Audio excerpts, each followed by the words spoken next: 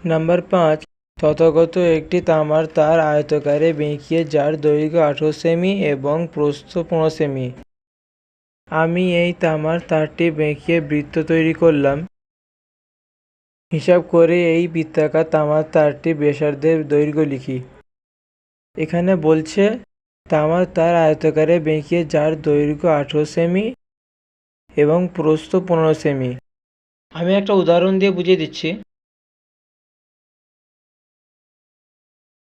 দৈর্ঘ্য ১৮ সেমি, প্রস্থ ১৫ সেমি। আমি এই তামার তারটি বেঁকিয়ে বৃত্ত তৈরি করলাম। এখানে বলছে যে আয়তকারের যে পরিসীমা রয়েছে তাকে বেঁকিয়ে একটি বৃত্ত তৈরি করেছে। হিসাব করে এই বৃত্তাকার তামার তারটির ব্যাসার্ধের দৈর্ঘ্য লিখি।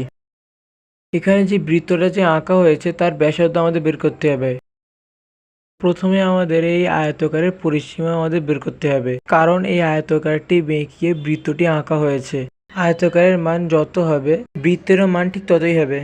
প্রথমে লিখবে আয়তকার তামার দৈর্ঘ্য।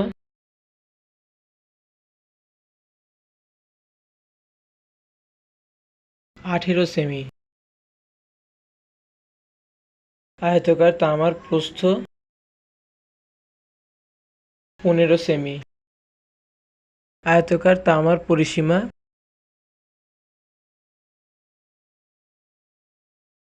আয়তকারের এই বর্ডারগুলোকে পরিসীমা বলা হয়। পরিসীমার সূত্র দিতে হবে ২ ব্র্যাকেট দৈর্ঘ্য প্লাস প্রস্থ 2 ইন্টু দৈর্ঘ্য ১৮ প্লাস প্রস্থ ১৫। ১৮ আর ১৫ যোগ করলে ৩৩, তাহলে 2 ইন্টু ৩৩। ২ এর নামটা ৩৩ বার পড়লে ৬৬ সেমি। আয়তকার তামার পরিসীমা ৬৬ সেমি।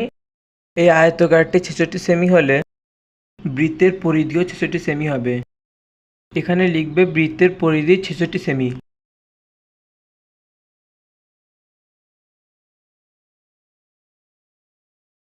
বৃত্তের ব্যাসার্ধ আর।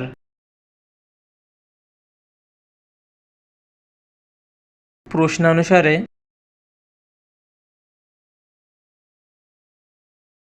2 পাই আর সমান সমান ৬৬।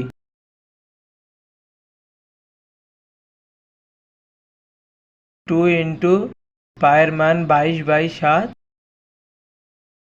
ইন্টু আর সমান সমান ৬৬। আরটা বাঁ দিকে চলে আসবে আর বাকি সংখ্যাগুলো ডান দিকে চলে যাবে। ৬৬ 22/7 আছে, এটা 7/22 হবে। আর এটা 2/1 আছে, এটা 1/2 হবে। ৬৬ ইন্টু 7/22